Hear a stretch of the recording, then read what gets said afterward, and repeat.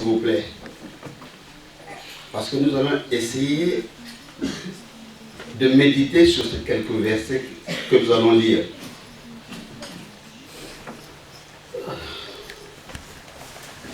Au verset 7, nous lisons ceci. Allez, prêchez et dites, le royaume des cieux est proche.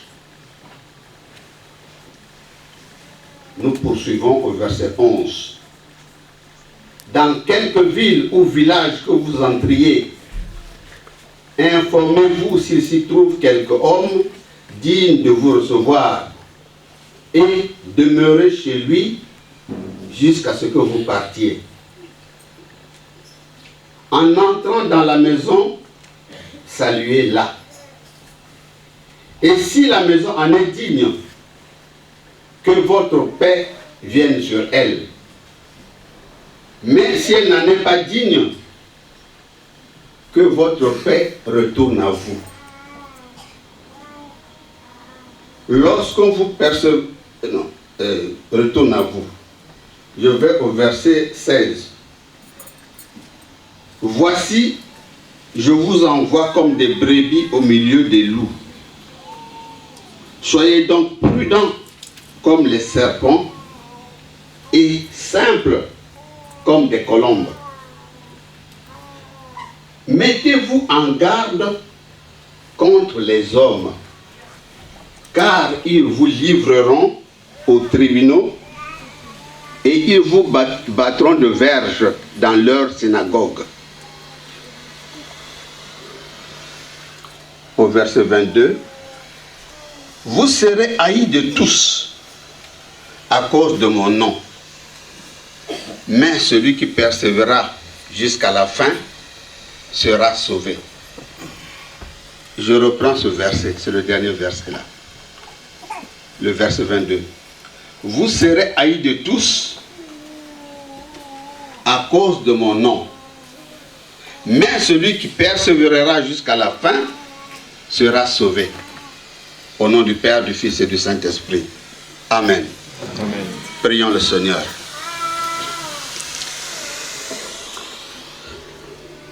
Au nom du Père, du Fils et du Saint-Esprit.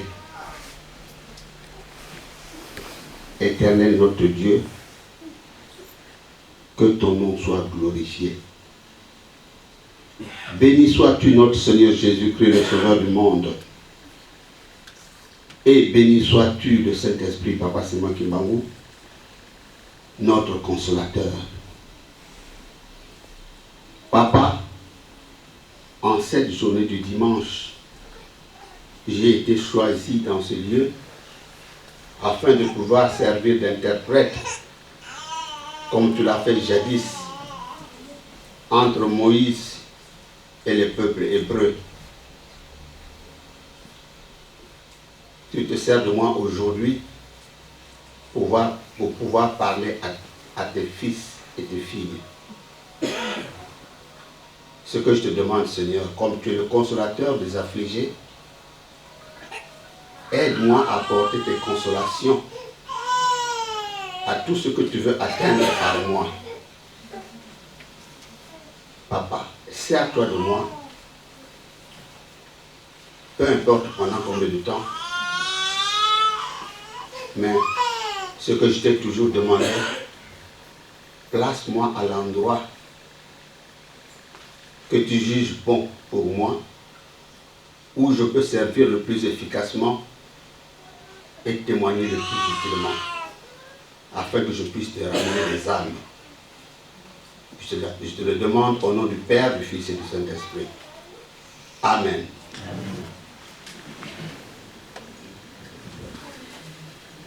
Mes frères et sœurs, nous ne ferons pas un très long discours compte tenu du temps, puisqu'en fait, vous conviendrez avec moi que nous avons commencé notre culte très en retard. Mais nous allons retenir certaines choses essentielles.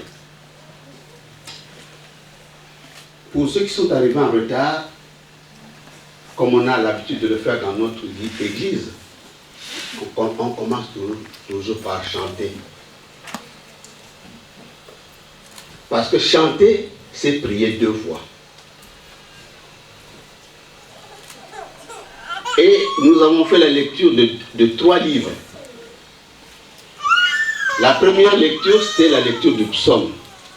Le psaume 1. En fait, un psaume, c'est un chant. Ceux qui ont servi Dieu avant nous, prenons seulement une période bien déterminée. Quand les Hébreux étaient en captivité en Égypte, à leur sortie, quand ils se sont aperçus que Dieu les a libérés de la servitude, nous voyons, pour ceux qui regardent le cinéma, le film de 10 commandements, essayons de nous remémorer cela. Nous avons vu cette masse d'hommes au sortir d'Égypte crier, s'enthousiasmer. Et ils criaient, ils louaient Dieu. Ils chantaient la gloire de Dieu. Parce qu'ils se sont vus libérés de la servitude. Les chants sont de plusieurs sortes. Nous savons qu'il y a des chants de louange, il y a des chants de lamentation, etc., etc. Donc, je disais que ceux qui nous ont précédés, non seulement priaient Dieu, mais ils chantaient en louant Dieu. Parce que si le Seigneur te rend grâce, il t'accorde une bénédiction, en tout cas, la moindre des choses, c'est de le glorifier, de chanter. Ah, vraiment Seigneur, merci pour tout ce que tu as fait pour moi. Et lorsque nous rencontrons des difficultés, et que nous prions le Seigneur d'intervenir, et s'il intervient, on se rend compte que le Seigneur a intervenu en ma faveur, on fait toujours des louanges à Dieu. Donc je disais que ceux qui ont servi Dieu avant nous chantaient et priaient. À notre époque, nous aussi, en ce moment, en ce lieu, nous avons chanté et nous avons prié.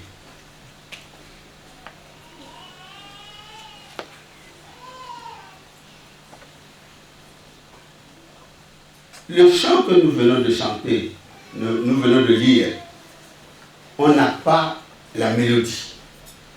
Mais dans ce cantique, on nous dit que heureux l'homme, heureux la personne, heureuse est la personne, comme on dit, que je prononce pas mes propres mots. On dit que heureux l'homme qui ne marche pas selon le conseil des méchants, qui ne s'arrête pas sur la voie des pécheurs et qui ne s'assied pas en compagnie des moqueurs. Heureuse est cette personne-là. Parce que quelque part, dans le même cantique, on nous précise que ces personnes qui nuit et jour ne pensent qu'à Dieu, nuit et jour ne recherchent que la purification, ces personnes ressemblent à un arbre qui est planté près d'un courant d'eau. Même s'il y a la sécheresse, cet arbre ne peut pas sécher. Il portera toujours des fruits. Il aura toujours des feuilles vertes. Parce que ses racines tirent l'eau. Ses racines sont alimentées par l'eau. Cet arbre est constamment arrosé. Mes frères et sœurs, sans faire trop de commentaires, j'exhorte tout un chacun à réfléchir, à voir comment il se conduit, comment il mène sa vie. Si tu te préoccupes du spirituel, si tu cherches à te purifier, rien à faire. Le Seigneur qui nous a rassurés, qui nous a dit que si vous me cherchez, vous me trouverez. Si vous m'appelez, je répondrai. Et si vous demandez, je vous donnerai ce dont vous aurez besoin. Vous voyez quel avantage nous avons, nous qui croyons en Dieu.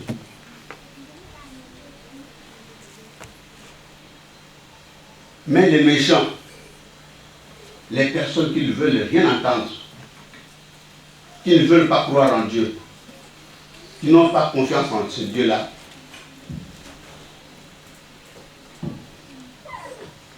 dans ce cantique, on a entendu qu'ils sont comme la paille que le vent dissipe. C'est pourquoi ces personnes ne peuvent pas résister au jour du jugement. Ils ne peuvent pas rester aux assemblées des justes. Parce que l'Éternel connaît la voie des justes, mais la voie des pécheurs mène à la ruine.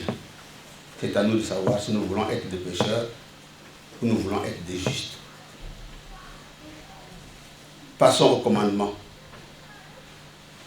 Nous avons lu le livre de Deutéronome, notre deuxième lecture. Dans cette deuxième lecture, dans cette lecture, Dieu nous fait le rappel des commandements qu'il avait donnés, parce que l'histoire nous dit que ce peuple auquel nous avons fait allusion en sortant d'Égypte, lorsqu'ils ont été libérés, chemin faisant, ils arrivent au mont Sinaï. Et là, Dieu demande à Moïse de dire que le peuple reste calme, que le peuple reste tranquille. Viens à la montagne, je vais te donner les commandements, je vais vous donner les lois et les ordonnances que vous appliquerez dans votre vie de tous les jours, jusqu'à ce que vous arriviez à la terre promise. En ce moment, qu'est-ce qui s'est passé? Moïse est allé, comme nous le savons. Dieu lui-même, Dieu à cette époque-là, invisible, omniprésent, omniscient, se manifeste par une colonne de feu. Et de sa main, que l'on ne voyait pas, mais on voyait une colonne de feu. De sa main, l'Éternel écrit, tout en prononçant les paroles. Je suis l'Éternel. Je suis l'Éternel, ton Dieu. Tu ne dois pas avoir d'autre Dieu devant ma face. Quand il prononce cela, il écrit. Nous avons fait la lecture des 10 commandements. Mais nous voulons mettre l'accent particulier sur le 5e commandement, quand il dit « Honore ton père et ta mère pour que tu puisses vivre longtemps dans le pays que l'Éternel, ton Dieu, te donne. » Une ordonnance qui a une conséquence. Honore ton père et ta mère. Parce que la conséquence, c'est que tu vivras longtemps. Mais si tu déshonores ton père et ta mère, si tu n'obéis pas à tes parents, les parents seulement, ce n'est pas les parents biologiques. Une personne comme moi qui suis debout devant vous, mes frères et sœurs, de par mon âge, de par ma qualification, enfin, je veux dire pasteur que je suis. Si je suis ici, je parle, vous m'écoutez, mais je ne parle pas à mon propre nom. Je parle au nom de Dieu. Puisque je parle au nom de Dieu, vous qui m'écoutez, ce n'est pas que je sois au-dessus de vous, mais parce que je joue un rôle infime. Ne serait-ce que par ce rôle, normalement vous devez m'honorer. Honorer dans ce sens que respecter seulement. Mais qu'est-ce qu'on constate dans la vie de tous les jours? Les grandes personnes n'en ont ras-le-bol, on n'en a même pas besoin d'eux. C'est comme dans une histoire qu'on raconte, des jeunes qui se trouvaient dans un village donné où il y avait des vieux et des jeunes. Mais finalement, ces jeunes se sont dit, on n'a pas besoin de vieux dans notre village. Nous sommes des jeunes, nous devons rester entre nous. Allez, liquidons tous les vieux. Ils ont pris la résolution de liquider tous les vieux. Mais un parmi ces enfants, s'était dit, ah, mon père, mon père, mon père, ah, qu'il soit tué. Ah. Alors, dans la nuit, il a pris son père et il est allé le cacher sur une montagne, quelque part loin. Et quand tout le monde, chacun a amené sa mère, allez, on tue maman, allez, on tue papa, on tue l'oncle, tout ce qui était vieux, il s'était fixé un âge. On a liquidé tous les vieux. Nous autres là, nous les vieux, on nous a liquidés. Les jeunes sont restés entre eux. Je dis voilà, nous sommes tous des jeunes, mais comme les anciens qui étaient là, c'était eux les chefs du village, il y avait un chef du village, mais ce chef était vieux, puisqu'il était tué, nous sommes restés entre nous, allez, on va choisir un jeune parmi nous. Ils se sont choisis un jeune à qui que l'on a intronisé.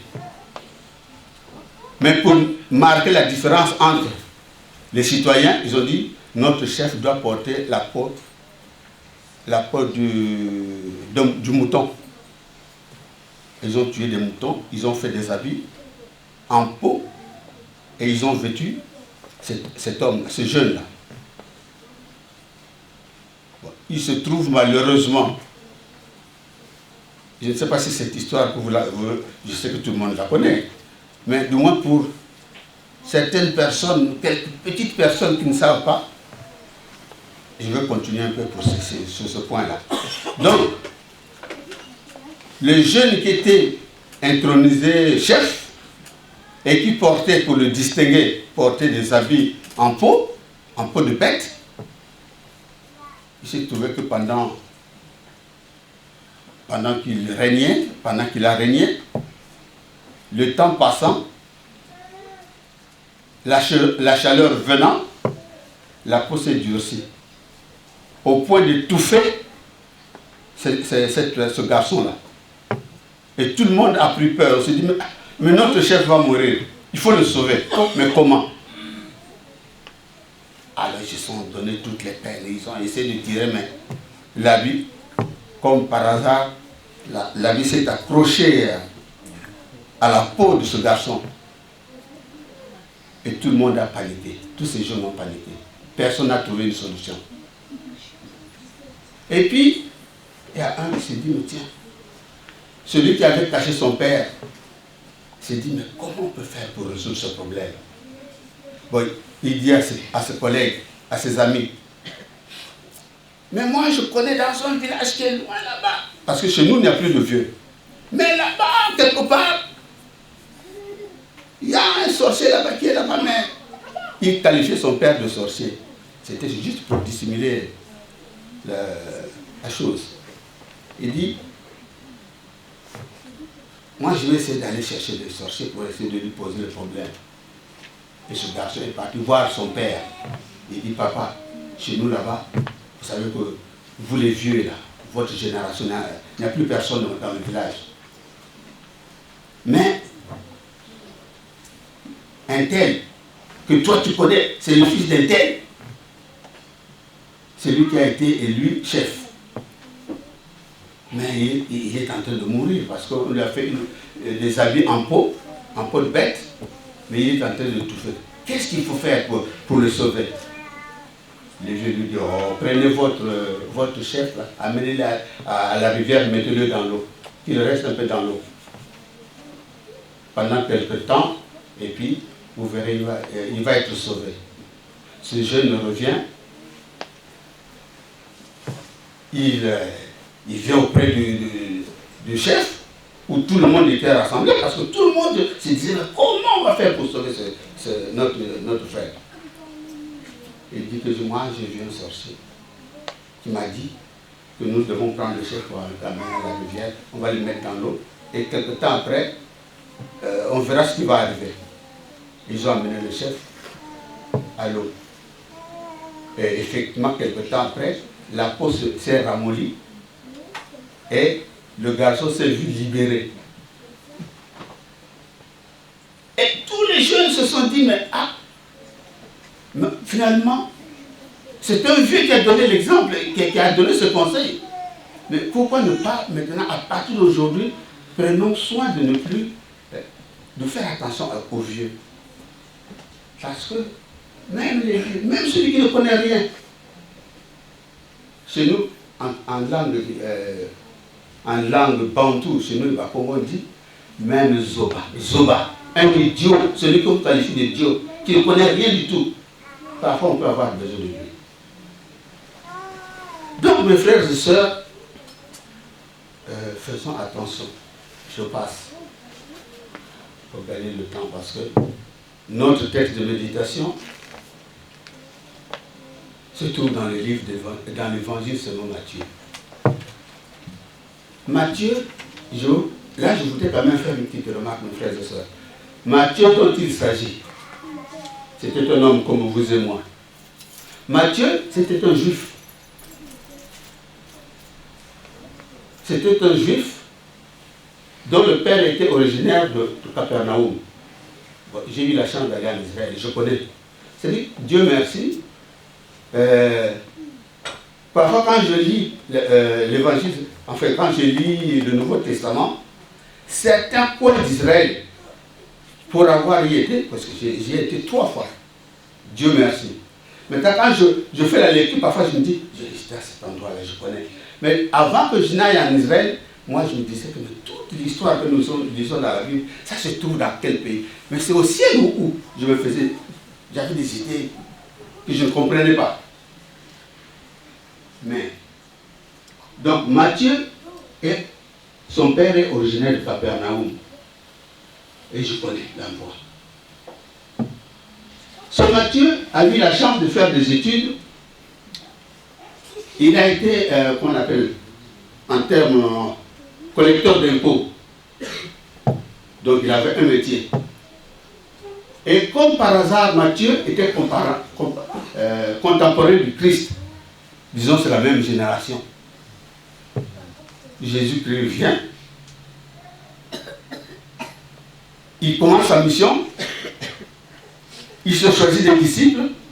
Comme par hasard, il passe devant un endroit où Matthieu est assis pour collecter ses impôts. Il l'appelle, il dit viens.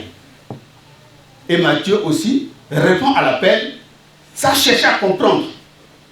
Il répond à l'appel et il suit Jésus. Donc c'est ce Matthieu-là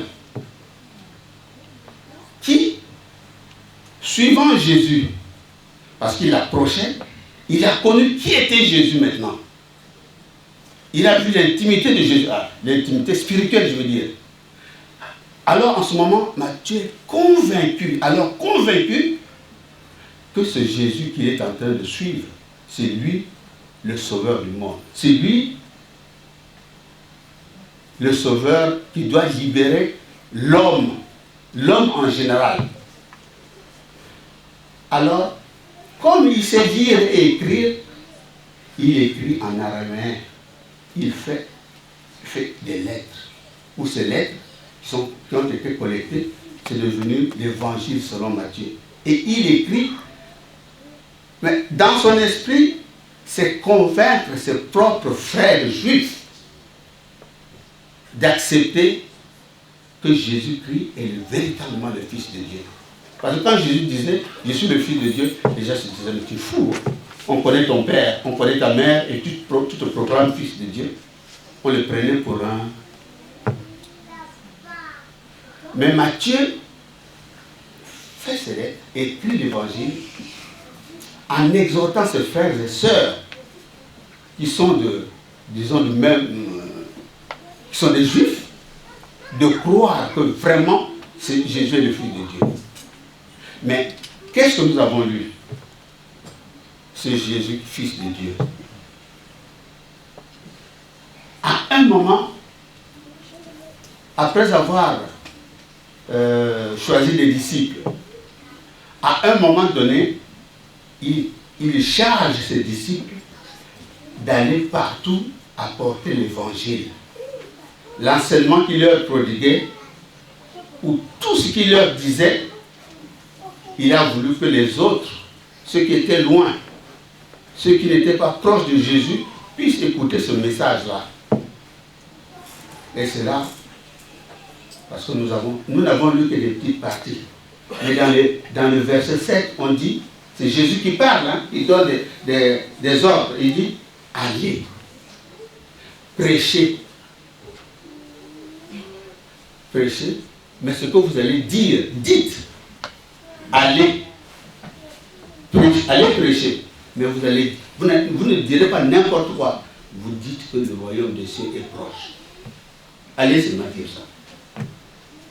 Mais en leur donnant aussi, faites très attention. Parce que je vous envoie, mais quand vous partirez, puisque je vous envoie partout, dans toutes les directions, allez.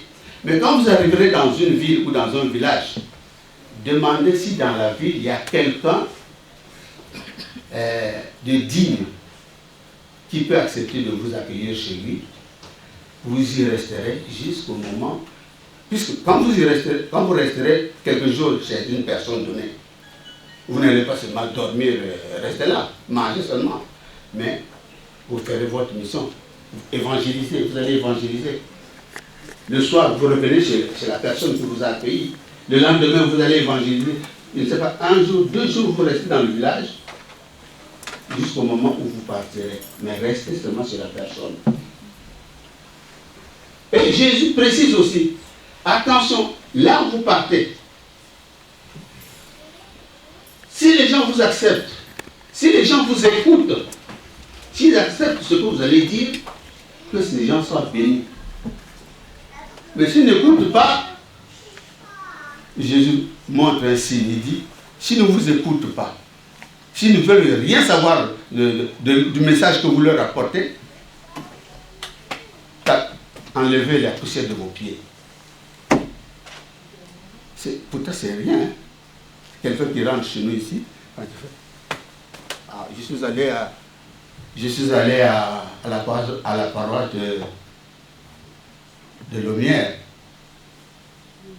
Je leur ai parlé, ou bien ils m'ont reçu, mais ils n'ont pas voulu me recevoir parce que pour des raisons. Alors, je n'y reviendrai plus. Il fait ça. Vous êtes maudits. Ce sont des petits signes qui n'ont peut-être pas un sens, comme ça. Mais c'est Jésus qui recommande ça à ses disciples. Oubliez le mal. Et il leur dit aussi que quand vous partirez, ne l'oubliez pas, que moi, je vous envoie au milieu des loups. Vous êtes des brebis. Donc Jésus sait que là-bas il y a des loups, mais il vous envoie quand même chez des loups. Il sait qu'on ne vous aime pas, mais il vous envoie quand même là où on ne vous aime pas. Je ne sais pas, la parole de Dieu, mes frères et sœurs, c'est une parole qui est complexe. Donc mes frères, pour ne pas tirer en longueur notre prédication,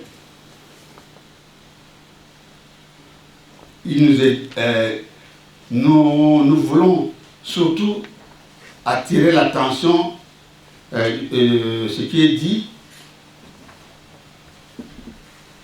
dans le dernier verset, le verset 22, où on nous a dit ceci: vous serez haïs de tous.